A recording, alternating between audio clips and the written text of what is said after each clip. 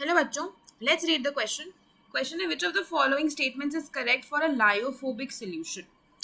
Options A, it can be easily solvated, it carries charge, the coagulation of the soil is irreversible in nature and it is less stable in a solvent. तो चार options हमें दिए हुए हैं, आपको ये बताना है इसमें से करेक्ट क्या होगा लायोफोबिक सोल के लिए.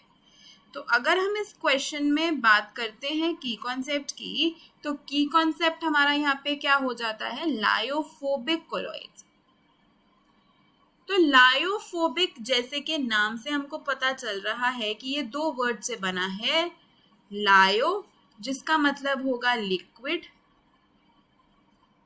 और दूसरा वर्ड है फोबिक जिसका मतलब होता है डरना, तो लिक्विड हेटिंग. तो ऐसे कोलॉइड्स हैं जो लिक्विड हेटिंग होते हैं. इसका मतलब क्या हुआ, देखो कोलॉइड्स में आपके पास दो फेजेस होते हैं ना. एक तो होता है डिस्पर्स्ड फेज जिसको हम डीपी से रिप्रेजेंट कर देते हैं, और एक होता है आपका डिस्पर्जन मीडियम, है ना. एक होता है डिस्पर्जन मीडियम जिसको हम डीएम से रिप्रेजेंट कर देते हैं. तो लायोफोबिक कोलॉइड्स में क्या होता है ना, डिस्पर्स फेज क्या होता है, जो आपका सब्सटेंस जब आप डालते हो तो वो सोल्यूशन में या मीडियम में, जिस मीडियम में डिस्पर्स हो जाता है, फैल जाता है, वो डिस्पर्स फेज होता है. और जिस मीडियम में ऐसा हो रहा है वो डिस्पर्जन मीडियम है. अब इसमें क्या होता है ना, इस पर्टिकुलर कोलॉइड्स में डिस्पर्स फेज और डिस्पर्जन मीडियम के बीच में बहुत ही कम इंटरैक्शन होती है. Almost no interaction is there between disperse phase and dispersion medium, क्योंकि ये सॉल्वेंट हीटिंग है या लिक्विड हीटिंग है. तो अगर डिस्पर्स फेज के पार्टिकल्स आपके सॉलिड है या किसी और फेज में है और आपका डिस्पर्जन मीडियम लिक्विड है, तो उनके बीच में इंटरैक्शन नहीं होने वाला है. तो ऐसे जो होते हैं कोलॉइड्स वो लायोफोबिक कोलॉइड्स होते हैं, राइट. तो इसलिए हम ये नहीं कह सकते कि ये इजीली सॉल्वेट होते हैं. ये इजीली सॉल्वेट नहीं होते क्योंकि ये लिक्विड हीटिंग है, सॉल्वेंट हीटिंग है, ये इंटरैक्ट ही नहीं करते सॉल्वेंट से. तो सॉल्वेशन होना यहाँ पे पॉसिबल बहुत ही कम होता है. तो इजीली सॉल्वेटेड तो ये नहीं होंगे. बात करते हैं लायोफोबिक कोलॉइड्स की, तो चार्ज तो इनमें होता है. चार्जेस तो इनमें होते हैं क्योंकि कोलॉइडल पार्टिकल्स ही चार्ज्ड होते हैं.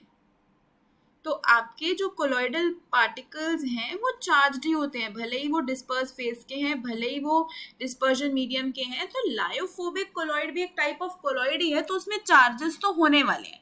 तो चार्ज तो इसमें पक्का होने वाला है, ये बात तो बिल्कुल सही है. जैसे अगर हम एग्जांपल्स देखें तो जैसे फेरिक हाइड्रोक्साइड सोल है आपकी, ये एक लायोफोबिक कोलॉइड में आती है. तो जो मेटल हाइड्रोक्साइड्स हैं या मेटल सल्फाइड्स हैं या मेटल के सोल्स हैं, वो सारे आपके लायोफोबिक कोलॉइड्स की कैटेगरी में आते हैं. जैसे FeOH थ्राइस की सोल है, ये Fe+3 को अपने ऊपर एब्जॉर्ब करती है, तो ये चार्ज को अपने ऊपर एब्जॉर्ब कर रही है ना, तो चार्ज तो है, ये पार्टिकल्स पॉजिटिवली चार्ज सोल होती है. इसी तरीके से आपके पास एक AS2S3 भी एग्जाम्पल होता है जो H2- को एब्जॉर्ब करता है अपने तरफ, अपने ऊपर, तो नेगेटिवली चार्ज्ड सोल बन जाती है. ऐसे इस तरीके से हमारे पास गोल्ड सोल होती है, मेटल के सोल्स. तो ये सारे एग्जांपल्स हैं आपके लायोफोबिक कोलॉइड्स के और सारे चार्ज्ड होते हैं. अगला है the coagulation of this sol is irreversible in nature. बिल्कुल सही है, इरिवर्सिबल इन नेचर होती है ना. एक बार आपने इन सोल्स को कोगुलेट कर दिया तो आप इनको वापस से कोलॉइडल सोल्यूशन में कन्वर्ट नहीं कर सकते हो. मतलब अगर आप एक कोलॉइडल सोल्यूशन में इलेक्ट्रोलाइट डाल के उसको प्रेसिपिटेट कर रहे हो, मतलब आप उसको कोगुलेट कर रहे हो. अब आप प्रेसिपिटेट को जब आप कोलॉइडल सोल्यूशन में कन्वर्ट करना चाहते हो, यानी कि पेप्टाइजेशन करना चाहते हो, वो करना इस केस में पॉसिबल नहीं होता क्योंकि इरिवर्सिबल होता है coagulation of this sol, that is actually irreversible in nature. And it is less stable in solvent. ये स्टेटमेंट भी सही है, स्टेबल नहीं होता सॉल्वेंट में, right. It is less stable because interaction ही नहीं है डिस्पर्स फेज और डिस्पर्जन मीडियम में. तो इसीलिए हमारी correct statements B, C, D में है. इजीली सॉल्वेटेड वाली स्टेटमेंट गलत हो जाएगी.